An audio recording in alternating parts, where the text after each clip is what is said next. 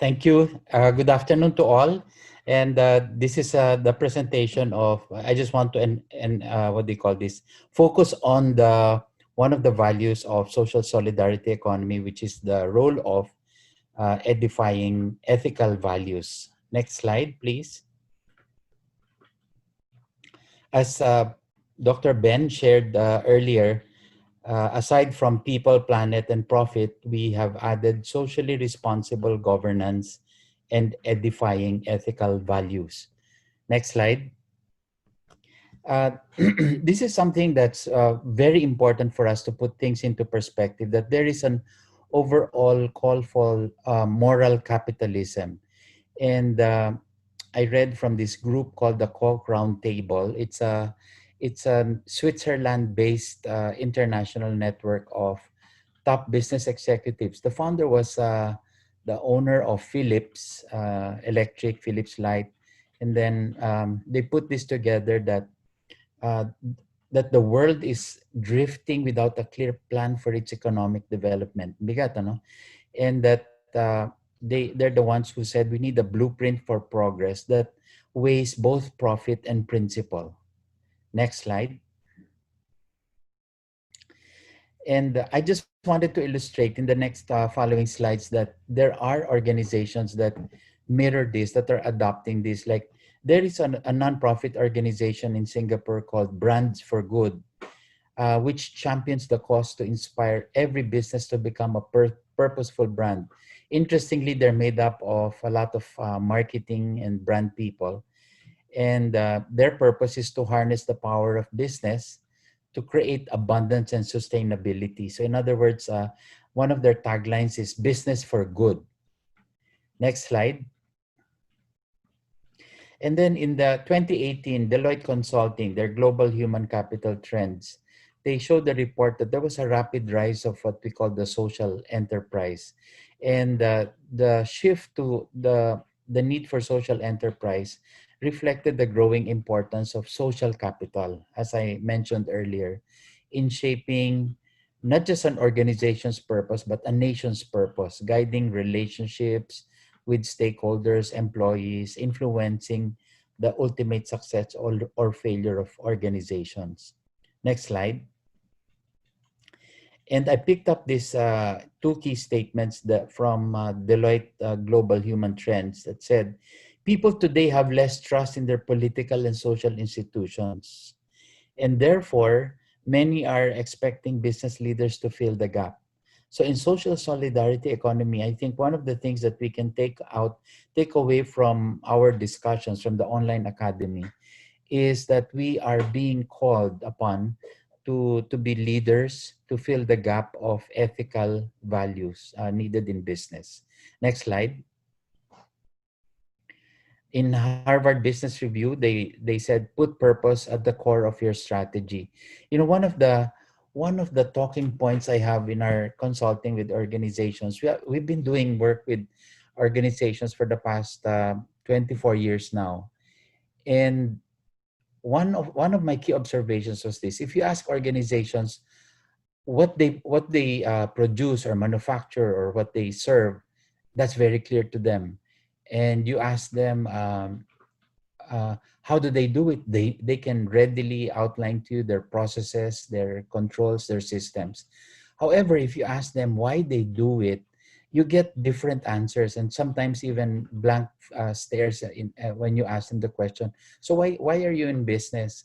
And I have this I always emphasize whenever we have time with organizations is to help them clarify their purpose. So I call it their IPD, their identity, who they are, their purpose, why they're here for business, and their destiny. The destiny is more or less determines the strategy and the roadmap of their organization. Next slide.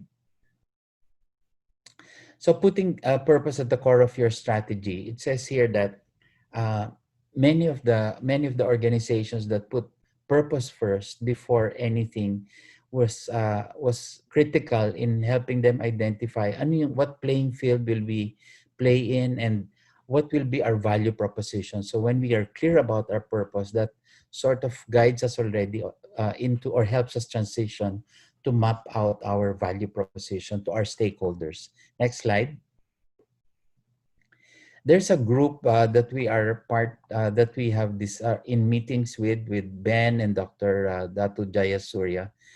It's called the Ariba, which will soon be named Areba, ASEAN Responsible and Inclusive Business Alliance. And here's an example of a group of organizations that has found it very important to define what will be the guiding principles or the values that will guide the organization. Among them, accountability, transparency, ethical behavior, respect for stakeholder interests, and then respect for the rule of law, respect for international norms of behavior, because understandably, uh, each country or each nation will have its own culture, but here we're referring to international norms, internationally accepted norms, and then treating people with respect, dignity, and fairness. So that's another example.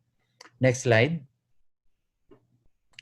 Then I want to share this slide with you because in understanding why we are including ethical values in social solidarity economy, I thought it would be helpful for us to have a framework to understand why it's important.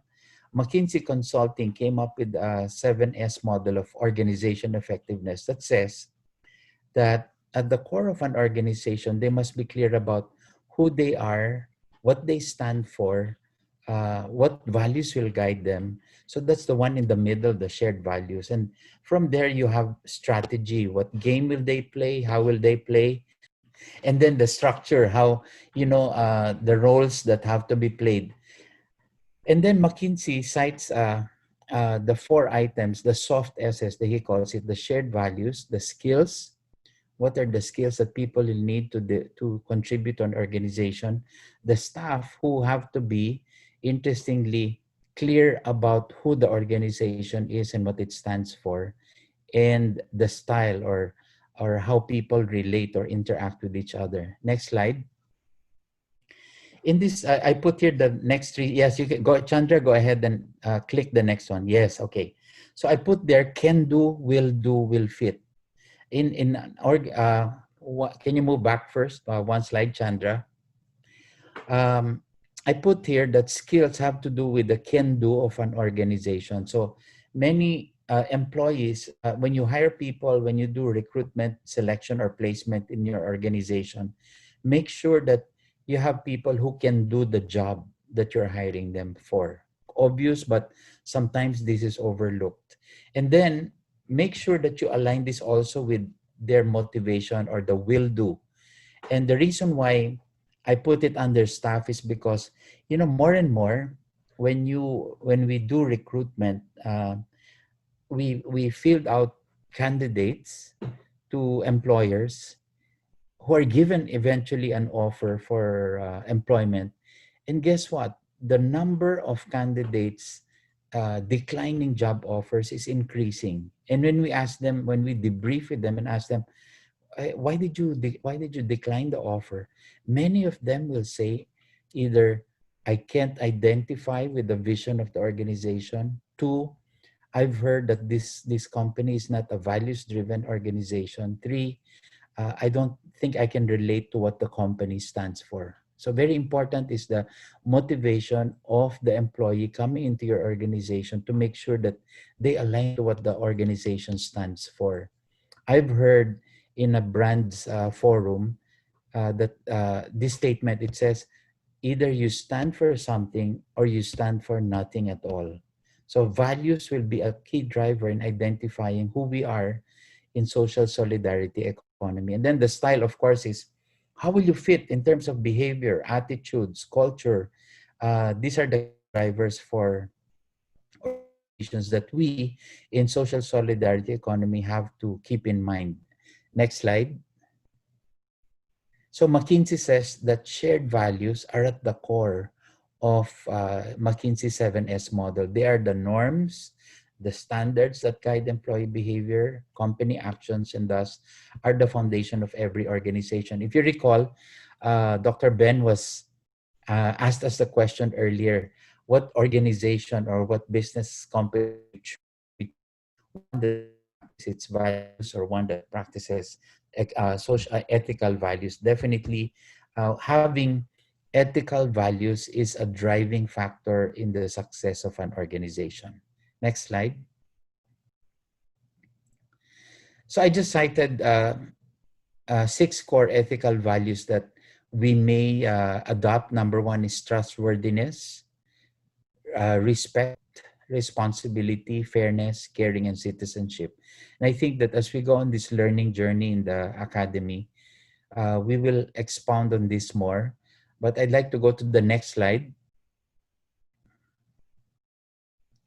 Okay, this is a very interesting story about a man in Singapore. His name is Lim Chong Guan. And you will see on the slide that he has held very important positions in Singapore, among them being head of the civil service, Singapore Civil Service, permanent secretary of the Secretary of the Prime Minister's office. He became the permanent secretary of the Ministry of Education, the Ministry of Finance, so many roles, among them working hand in hand with Lee Kuan Yew of Singapore. Why do I cite this? Because during the 50th anniversary of Singapore, they prior to that they made a study of what made Singapore successful. And in the next slide, um, let me just add first of all that during the 50th year anniversary of Singapore, he decided to write a book entitled Winning with Honor in Relationships, Family Organizations, Leadership, and Life. And as a result of that, he also founded a nonprofit organization called Honor Singapore, which aims to foster a culture of honor. You know, the reason I cite him is because when they came up with the research, they came up with a study, what made Singapore successful. And they came to the conclusion that what made Singapore successful was being value driven. I thought, when they were going to present what made Singapore successful, I was thinking finances, technology. But interestingly, they said it was trustworthiness, that they have one word that can be trusted among themselves as citizens and among the international community. Reliability, that what they promised they can deliver. Dependability, that it will always happen that way. And then commitment to quality. And I think one of the things that they mentioned was diversity.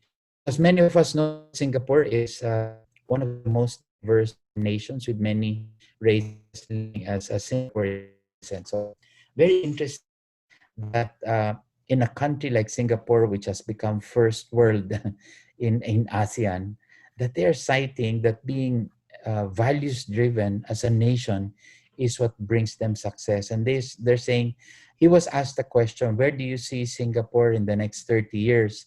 And what do you think will drive it? And he said it's going to be ethical values driven and embedded in a culture of righteousness, of transparency and accountability. Ang bigat, di ba? Parang it was so good to hear that from a man who lived lived a lot of his years, government working years with Lee Kuan Yew. Next slide. I picked this up reading through the Edifying Ethical Values, that what can it do to us? We in social solidarity economy, as we practice edifying ethical values, will help landscape our nation. Not just the Philippines, but wherever social solidarity economy thrives, we will have the capability to landscape our nation. And we will do this how? Through values-based conduct of business. And I think this will be my second to the last slide. Next slide, Chandra. I want to end with this by a man, Richardson. He said, calamity is the test of integrity. And we in social solidarity economy are now in the midst of a pandemic, in the midst of a calamity, and it is testing our integrity. And here we are making it, although we are on a learning journey, learning what it means to be social solidarity economy. We are here being tested with our integrity, and making sure at the same time calling us to action that we are to be organizations fueled, driven by edifying ethical values. Thank you. Okay. So